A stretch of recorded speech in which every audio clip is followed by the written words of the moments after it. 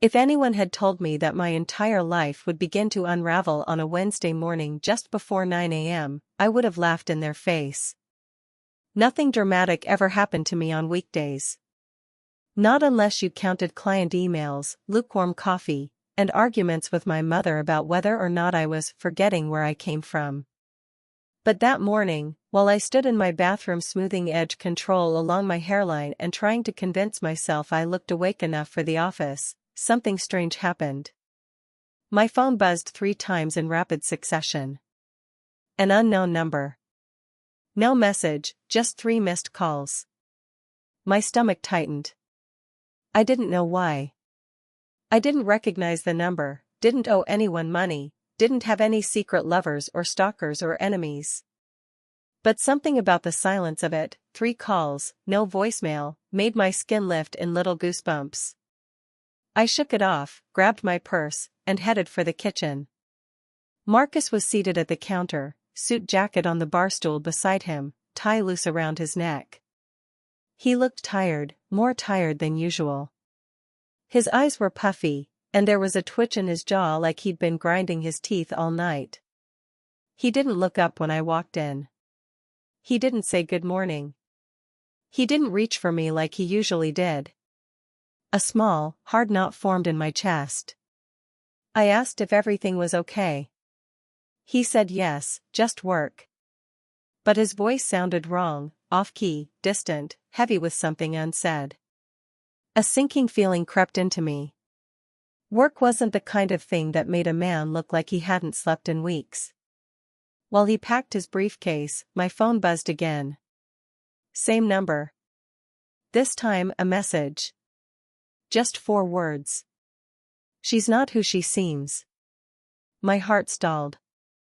I stared at the screen so long Marcus finally looked up and asked if everything was all right. His voice cracked. He didn't try to hide it. I told him it was nothing. But it wasn't nothing. Those words were a punch straight to my chest. She's not who she seems. She. Who was she? My mother? My best friend? Marcus's new female coworker he kept mentioning? Or did the message mean me? I didn't have time to think about it. I grabbed my keys, told Marcus I'd see him later, and walked out the door with my pulse pounding. The morning air in Atlanta was thick, that humid kind of heat that clings to your skin and makes everything feel heavier. As I drove, the voice in my head kept repeating the same question. Why would someone send me that? At a red light, my phone buzzed again, another message from the same number. Ask your mother about the night you went missing. My hands tightened around the steering wheel. My throat closed. Missing? I had never gone missing. I had lived in the same house my entire childhood, gone to the same school, slept in the same twin bed with the same purple comforter covered in cartoon flowers. Missing? I pulled over, heart banging so loudly I could barely hear the traffic. Another buzz. He knows too. He. Marcus. A tremor shot through me so hard I dropped the phone onto the passenger seat. I stared at it, chest rising and falling too fast. My mother had never said anything about me going missing. No one in my family had. And Marcus? My husband? Why would he know something I didn't? I called my mother immediately. No answer. I called again. Nothing. Then she sent a text. I'll explain everything tonight. Please don't panic. Please don't panic. Those were words a mother used before admitting something unforgivable.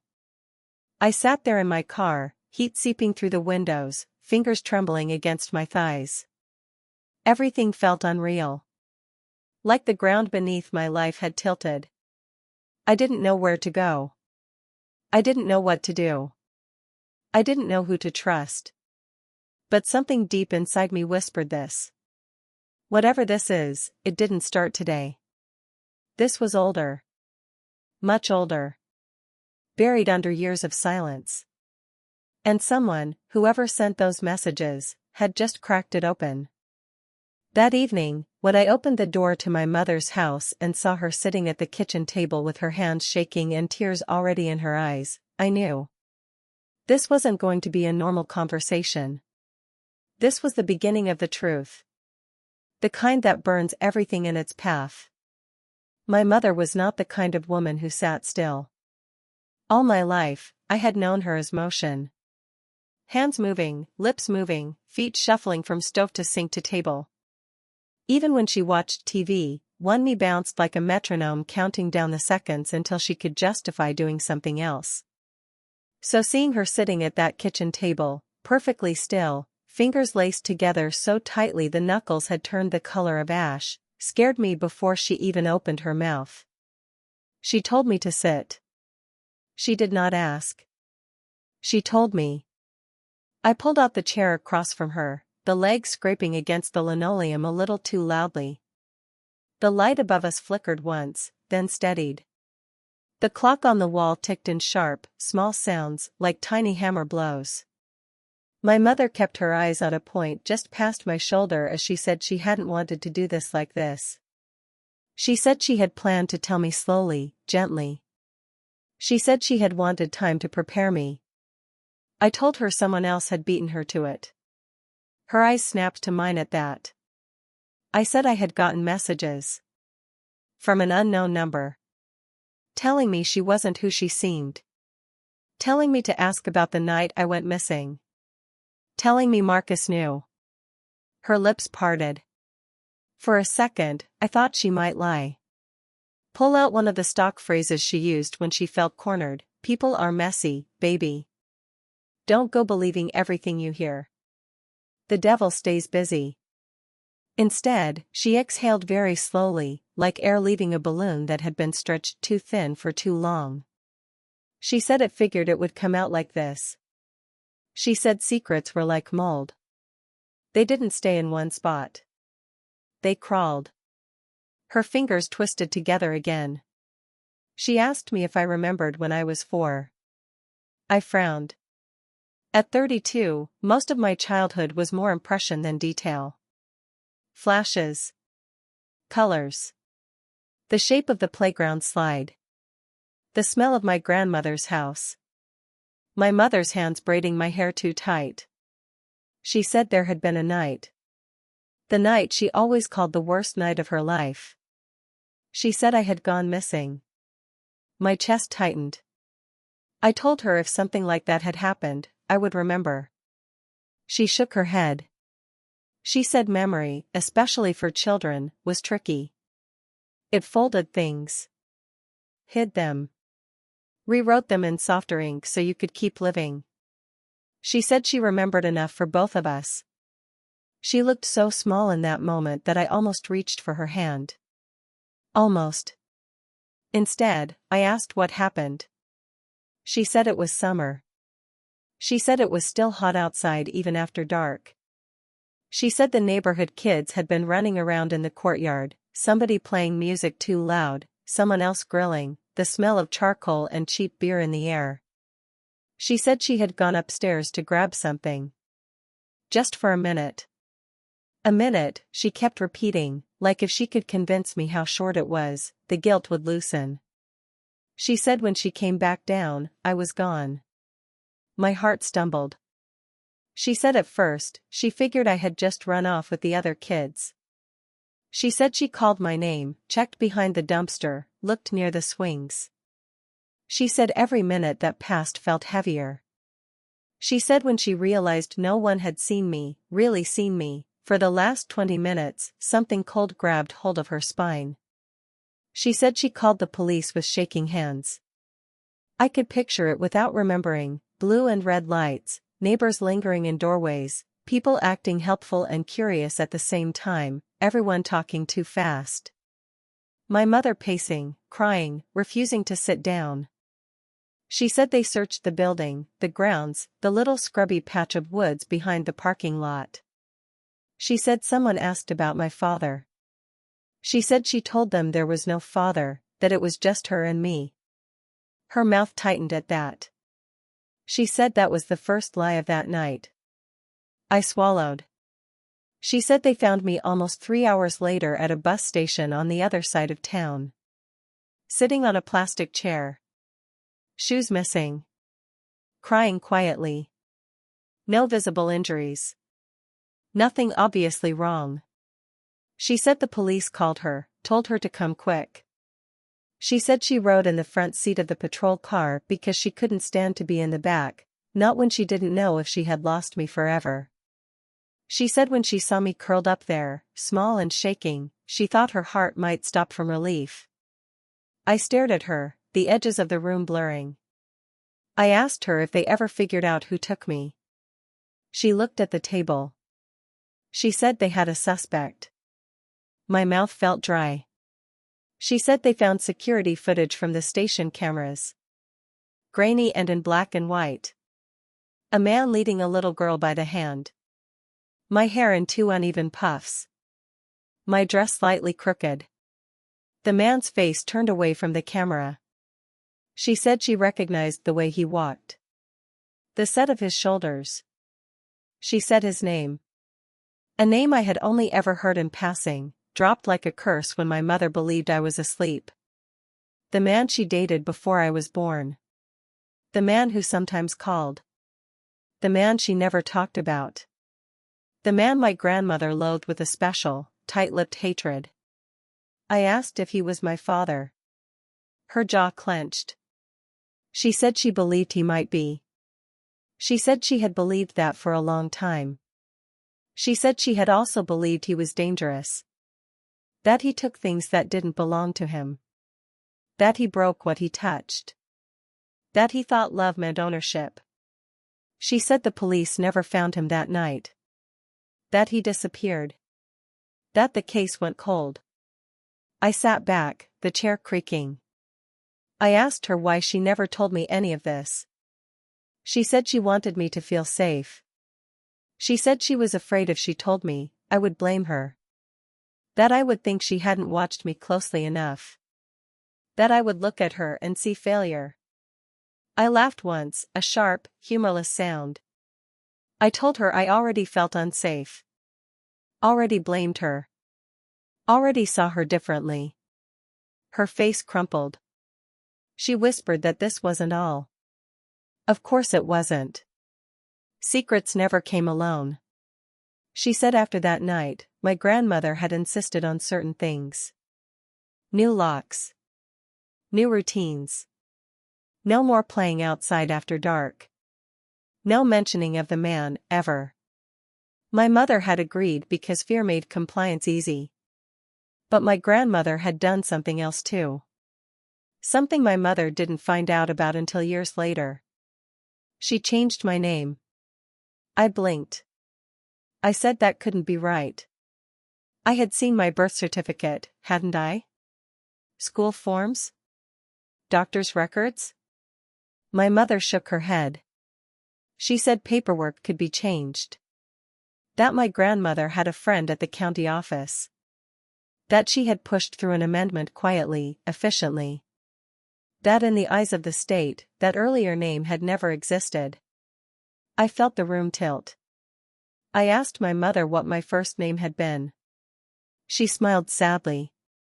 She said she still whispered it sometimes when she couldn't sleep. She said my name out loud. It felt like hearing a stranger's name and recognizing my own face in it. I tasted something metallic in my mouth. I asked her if that was all. If that was the big secret. That I had once been missing for a night. That some man took me to a bus station.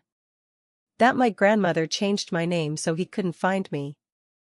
My mother hesitated. Which meant that wasn't all. She said there had been visits. After that. Not from him. From social workers. People with clipboards. People who asked questions about routines and money and safety. People who looked around our apartment and took notes. She said my grandmother had smoothed it over.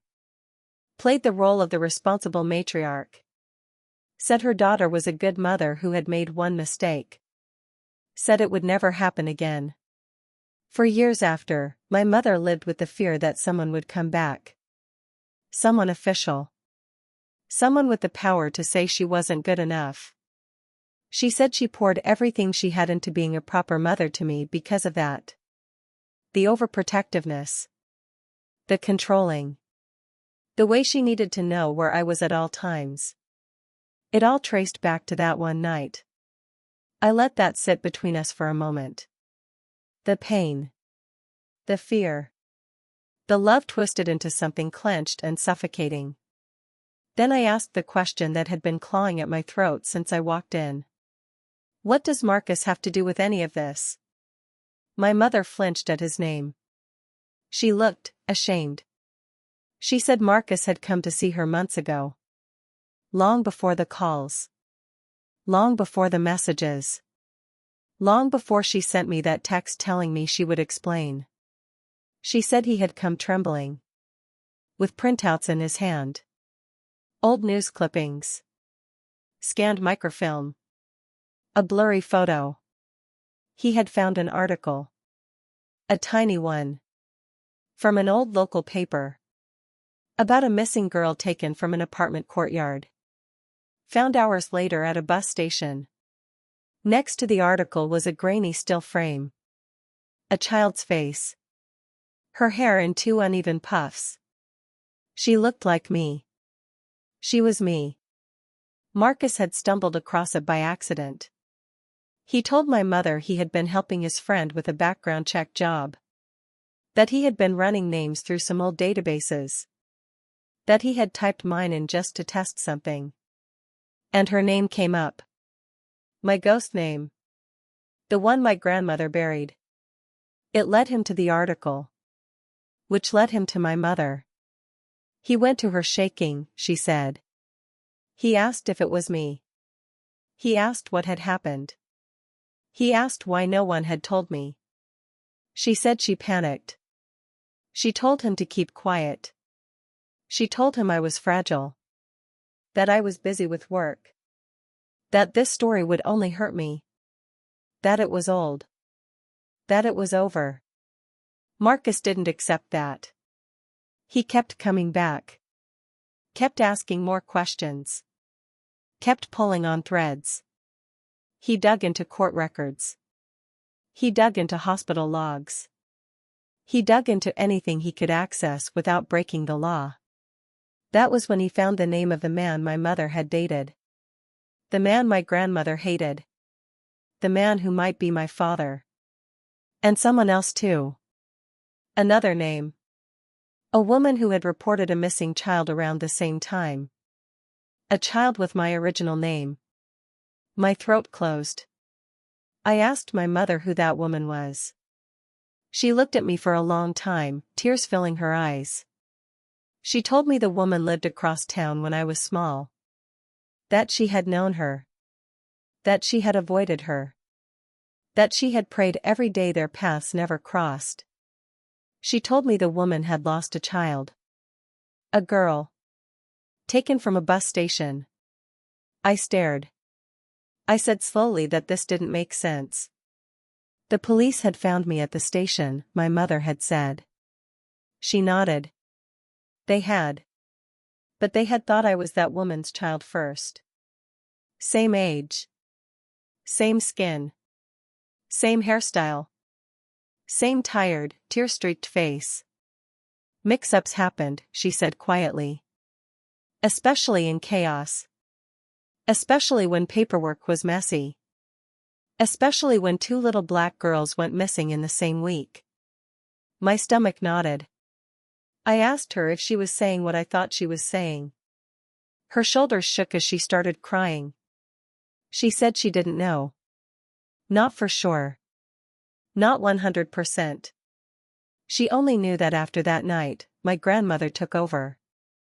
That there were closed-door conversations. That there were hush-hush meetings. That papers were signed. That my name was changed.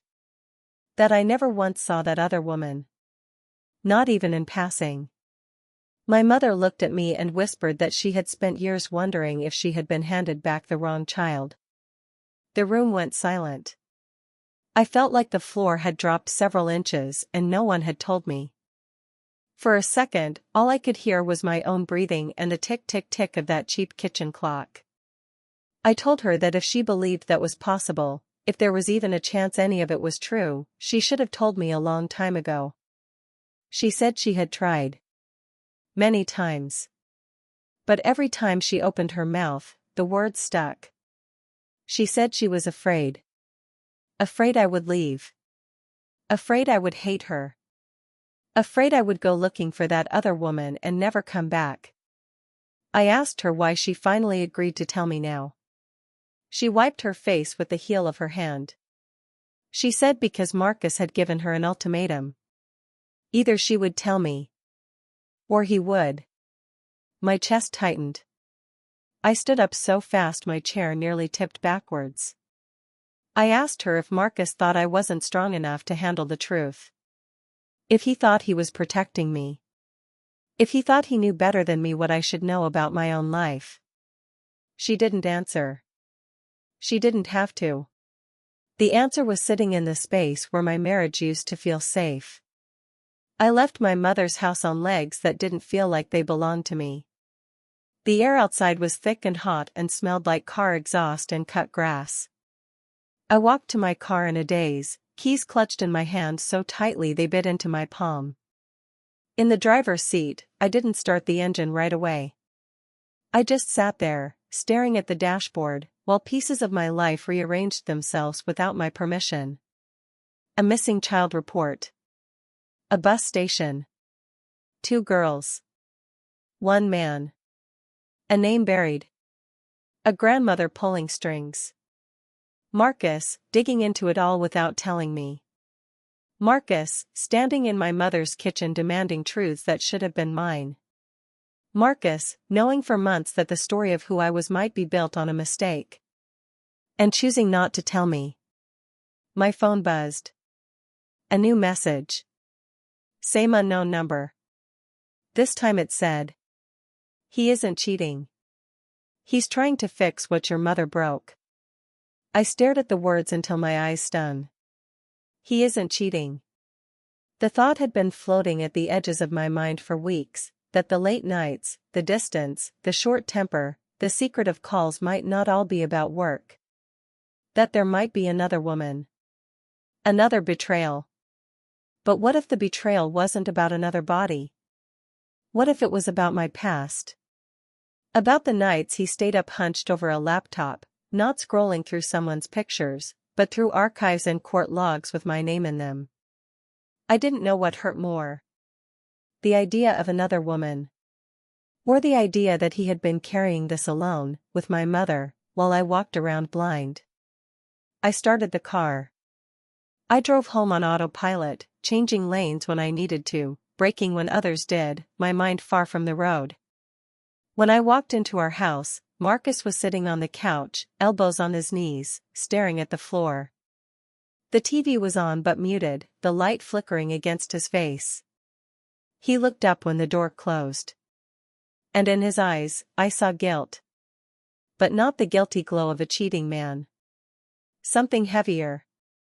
Something older. Something that had my mother's shaking hands all over it. I dropped my bag by the door. I stood there. I looked at the man I'd promised my life to and realized I didn't know whose life I was standing in anymore. Mine. My mother's. Some woman from a bus station. Or some girl whose name had been erased long before she had the words to claim it. I told him we needed to talk. His shoulders sagged. He said he knew. And then, very quietly, he told me there was something he had to confess. Something even my mother didn't know yet. Something about the woman whose child went missing that same week. Something about a phone call he had made. Something about a DNA test he had already done. With my spit. Behind my back.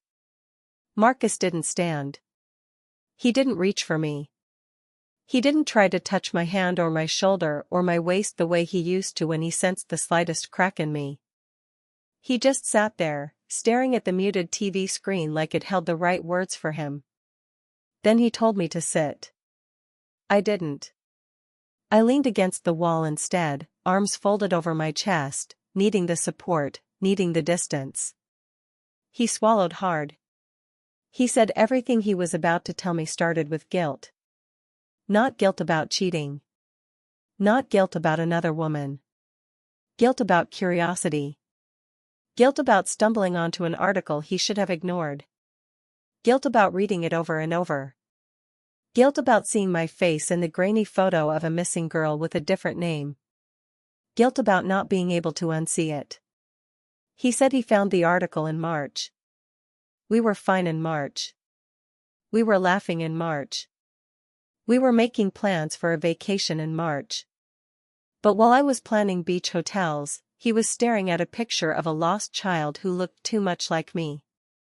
He said he didn't tell me then because the idea that something like that could have happened to me broke him. He said he wanted to have answers before giving me a new fear. My breath hitched. I told him he didn't get to choose my fears for me. He nodded once, sharply, like he agreed, but it didn't matter anymore. Then he said the thing that froze the blood in my body. He had already done a DNA test. With my saliva. Behind my back. He had taken it from my water bottle. A half-empty bottle I threw in the recycling bin. I felt my heart slam against my ribs. My vision pulsed. I asked him how he could do something like that to me. He said he had never been more ashamed. He said he sat in his car in the parking lot of a grocery store holding that little test tube, shaking, sweating, crying, because he knew what he was doing was wrong. But he also knew something was wrong with my past. He said he mailed the test anyway. And 2 weeks later, he got the results. He didn't sugarcoat it.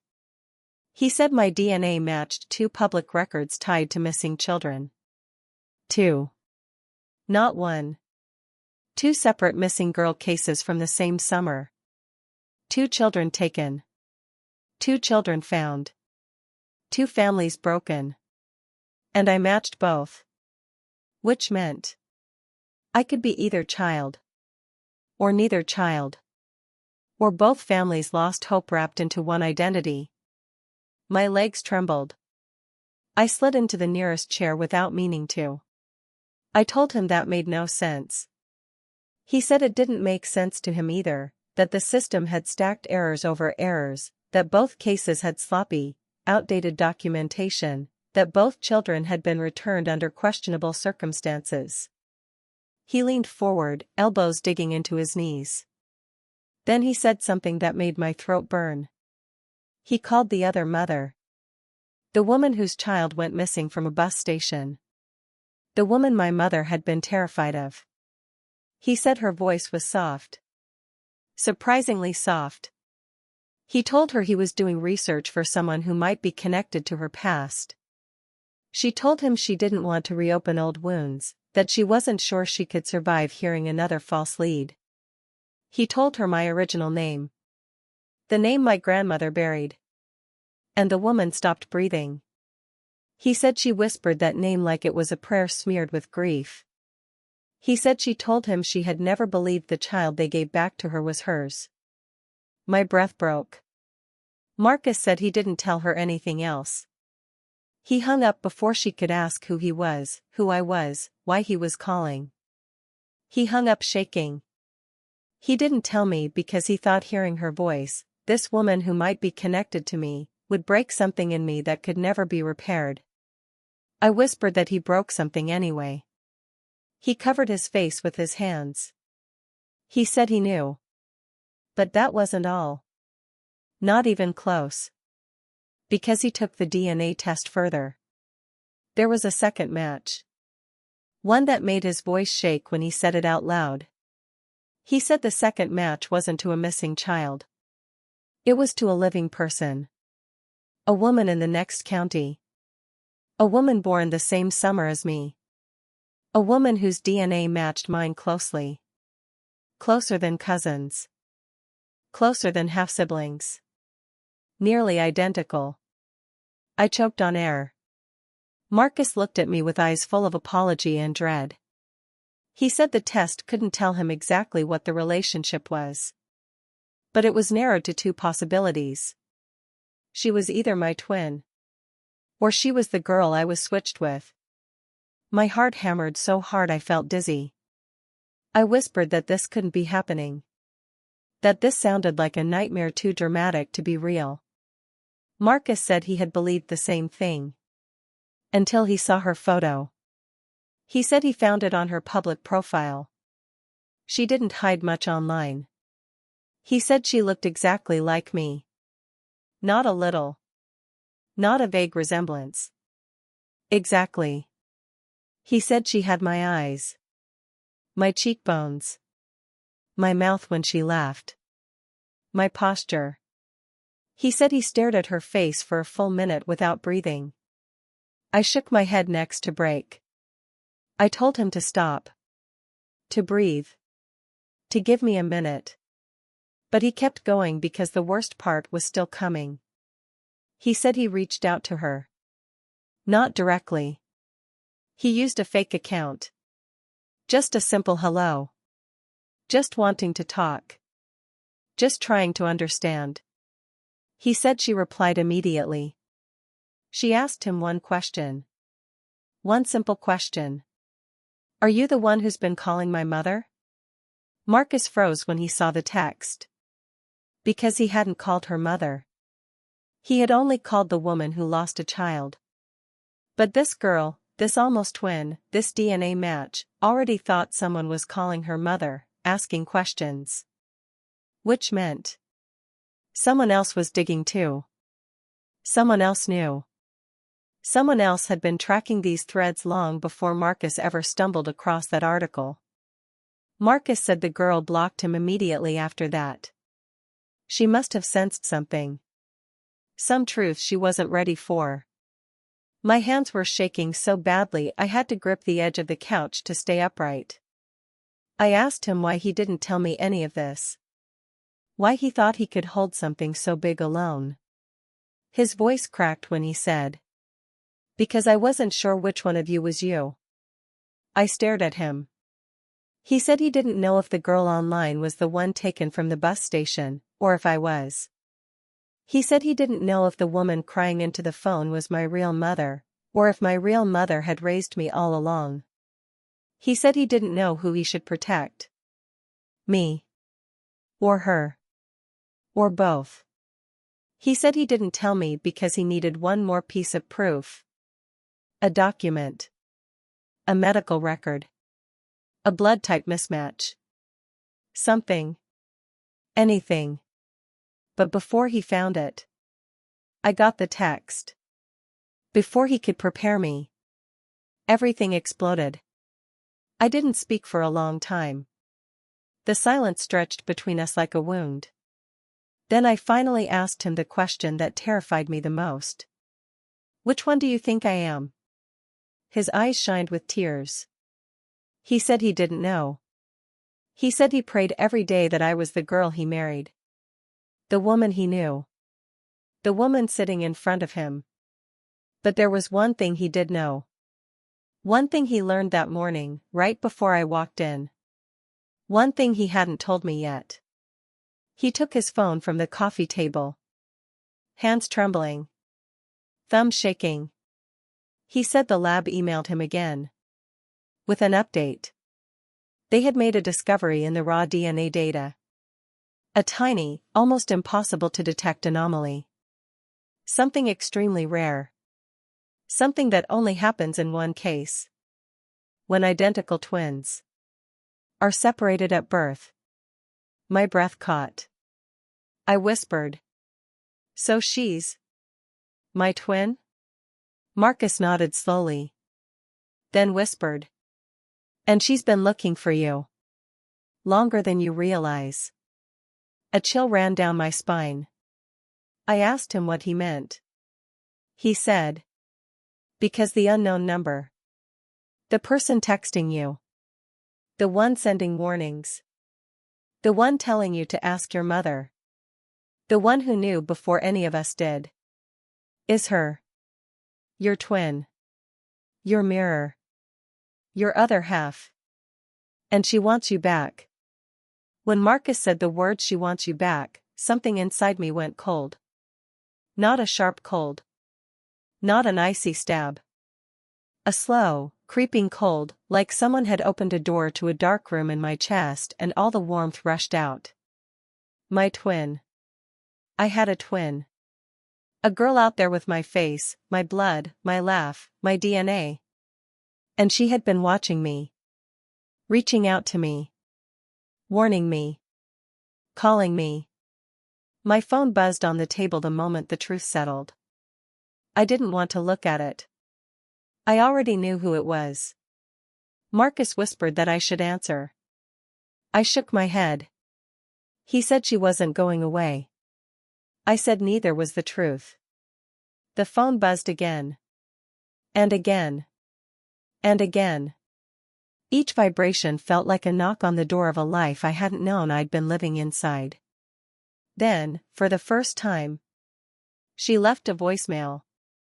My hands trembled as I pressed play. Her voice. It sounded like mine. Not exactly. Softer. Colder. Like a version of me raised somewhere shadows grow longer. She said my name. Not the name my mother gave me. Not the name my grandmother changed. She used the name I didn't remember ever having. But my bones remembered it. She told me she knew everything. She told me she'd been watching my mother. She told me she'd been watching Marcus. She told me she knew I wasn't ready. Then she said, "Come meet me. If you don't, someone else will decide your truth for you." Again. The message ended. I felt sick. Marcus asked what she said. I couldn't answer. My throat was too tight, my body too rigid. He reached for my hand. This time, I didn't pull away. He said we didn't have to do this alone. He said he would drive. He said he wouldn't let anything happen to me. I looked at him for a long moment. This man, who had hidden truths, yes. Who had crossed boundaries, yes. But who had also been drowning in fear. Trying to carry a secret too heavy for anyone. I nodded. He exhaled like a man who had been underwater for weeks. We drove. She chose a public place. A diner off the highway. Neon sign flickering. Parking lot half empty. I spotted her the moment we walked in. Not because she waved. Not because she smiled. But because the moment I saw her, I felt something shift under my skin. She was me. And not me. She sat in a booth by the window. One hand wrapped around a coffee cup. The other resting on a folder thick with papers. When she looked up, her eyes stopped my breath. Same shape. Same depth. Same fire. She watched Marcus, not me, as we approached.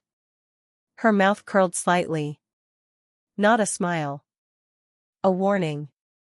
Marcus stiffened beside me. I slid into the booth across from her. He stayed standing. She raised an eyebrow and told him to sit. But he didn't move. Then she said something that made his jaw clench. You should have told her sooner. The way she said it. Like she knew him. And he knew her. Made my pulse ache. I asked her when she found out about me. She said. When I was 8. 8? She said she had heard her mother arguing with someone. Her mother's voice breaking. Her mother whispering. I know she's mine. I know she's mine. She said she grew up knowing something was off. That her mother's love felt desperate. Clawed. Like she was holding on to a fact the world refused to validate. When she turned 21, she ordered her own DNA test. She said the results told her everything. And nothing. Her mother wasn't her biological mother. Her father wasn't her father. Her entire family tree was blank. But there was a faint sibling match. Me. She had spent 8 years tracing that match. 8 years watching me from afar. 8 years trying to understand why our lives split the way they did. She slid the folder across the table. Inside were old hospital logs, copies of adoption inquiries, a police report from the night I went missing, a grainy photo of 2 little girls standing at a bus station holding hands. One of them was me. The other was her. My vision blurred. My stomach twisted. She whispered. They didn't lose one child that night. They lost 2. Marcus sank into the booth finally, his hand covering his mouth. I asked her what happened. She said neither of us were taken by strangers. We were taken by the man my mother once loved. And the woman he left behind. My breath caught. She said the man, our biological father, had taken me first. Then doubled back for her.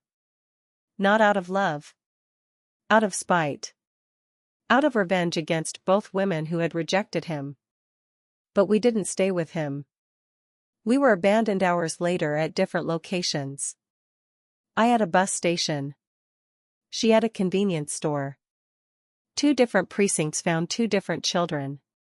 With no IDs, no context, no clarity. We were separated.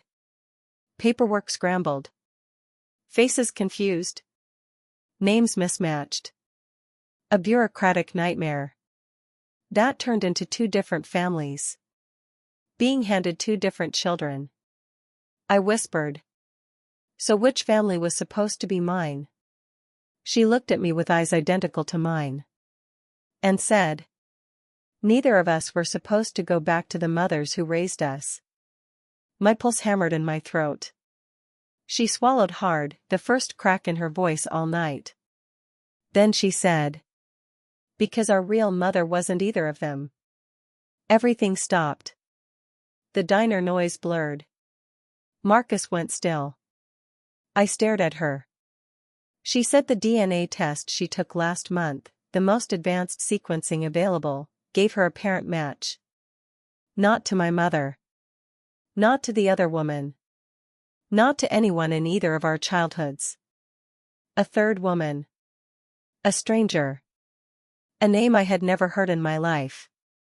I whispered. Who is she? My twin's eyes softened then hardened. A complicated mix of grief and anger. She said. She's the woman our father kept hidden. The one he never told anyone about. The one he took us from. My throat closed. She wasn't done. She leaned forward. Her eyes locked onto mine. And she said. And she's alive. My breath broke. She slid a photo toward me. A woman. Dark-skinned. Beautiful. Eyes familiar. Hair braided. Smiling sadly into the camera. My twin whispered. She has been looking for us for 30 years. My heart crashed against my ribs. Marcus whispered, barely audible. My God. My twin nodded. Then spoke the final blow. And she told me something. About our father. About why he took us. He never meant to separate us. He meant to keep us. Both of us. Together. My stomach churned. My twin's voice dropped to a whisper. And she said he's still out there. Watching us. Waiting. The fluorescent lights hummed. The coffee steamed. My pulse roared. My twin leaned back and said the words that sealed the truth. Your past isn't a lie. It's unfinished. And that was when I realized. This wasn't the end of the story. This was the beginning.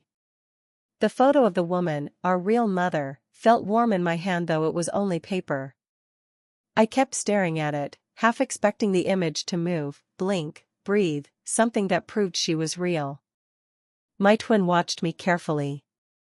So carefully it unnerved me. Marcus sat frozen beside me, his hand gripping the edge of the table so tightly I saw the white of his knuckles. The diner smelled like burnt coffee and lemon cleaner, but the scent barely registered. My mind was on fire. I finally managed to whisper. "Who is she?"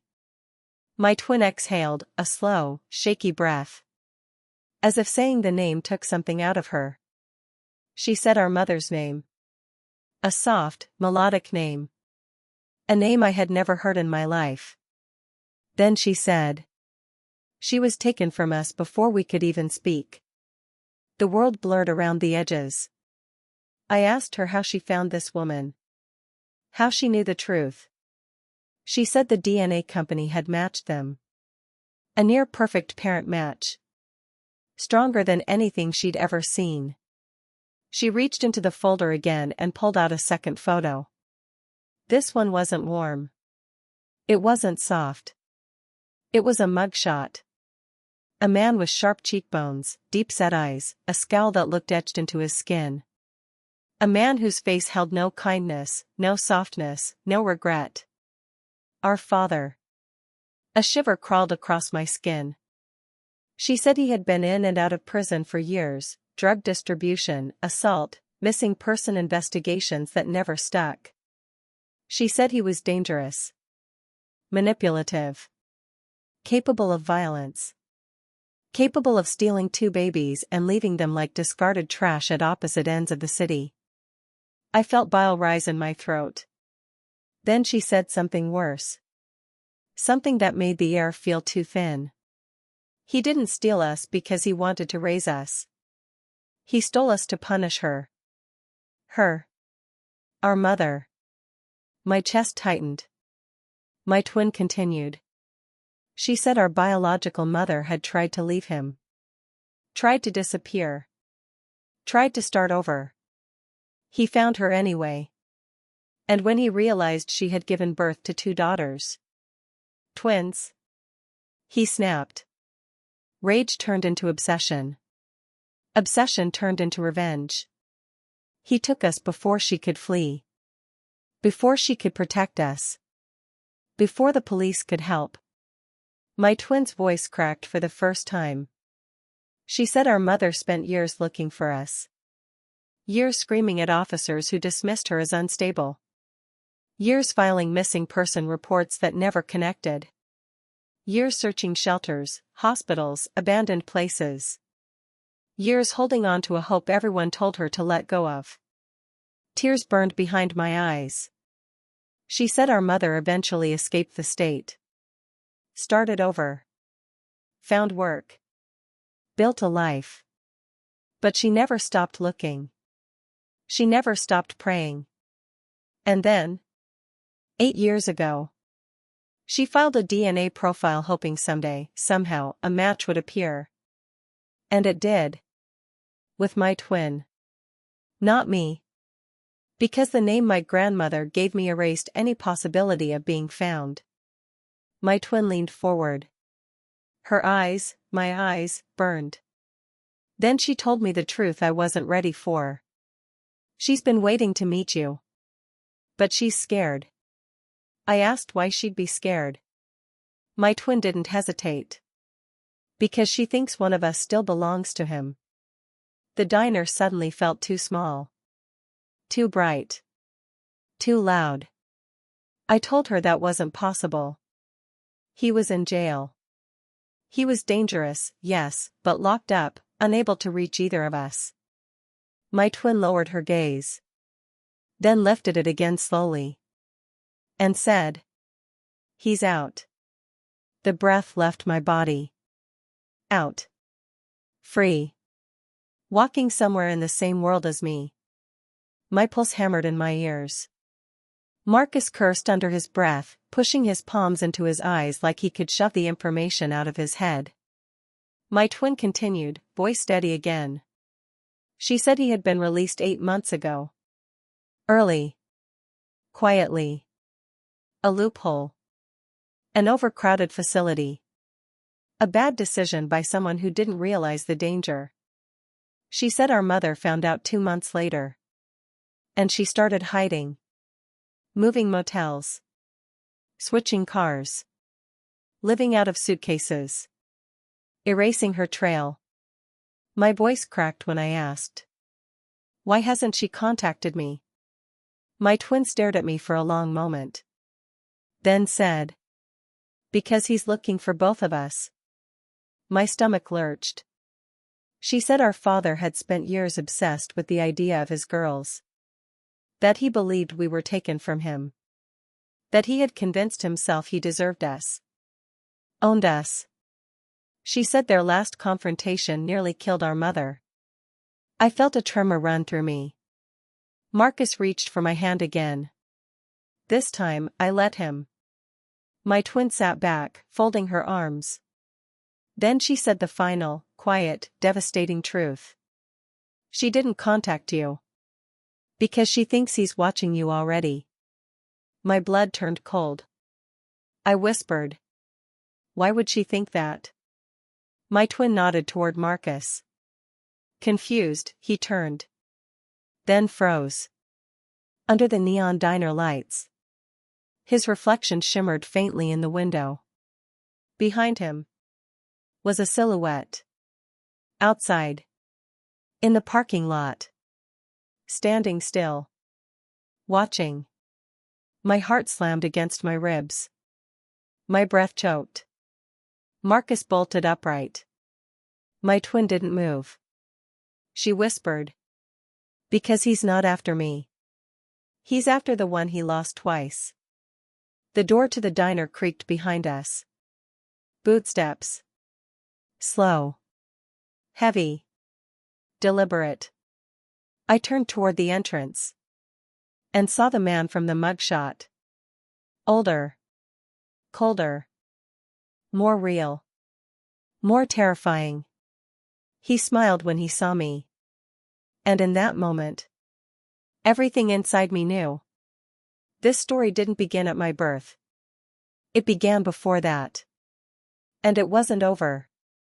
Not even close. The moment I saw him standing in the doorway. The man whose choices carved my life into two separate identities. My body reacted before my mind did. Every muscle tightened. My breath vanished. My pulse stuttered like it was trying to flee my chest. My twin slid out of the booth first. Slow. Controlled. Eyes never leaving his. She didn't show fear. Just calculation. Like she'd imagined this moment 1,000 times. Marcus stepped in front of me, shielding me instinctively. My father, this stranger with my cheekbones and my nightmares, looked at me like he was staring at a prize, not a person. His smile was the kind of smile men wear when they believe the world owes them something. He said my name. Not the name my grandmother gave me. The one buried beneath papers and lies. Hearing it fall from his lips made my skin crawl. I told him to stop. Stop saying my name. Stop pretending he had a right to it.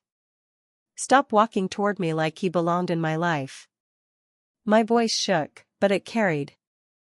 My twin stepped between us with a movement so sharp and sudden the whole diner fell quiet. She told him we weren't children anymore. We weren't helpless. We weren't going anywhere with him. He laughed softly.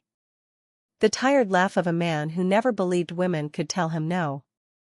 He reached for me. And that's when everything snapped. Marcus shoved him back so hard the man stumbled against a table. Dishes clattered. Coffee spilled. Someone gasped. My father's expression twisted. Rage, recognition, obsession all tangled together. He lunged. He grabbed my wrist. The world blurred. My twin screamed my name.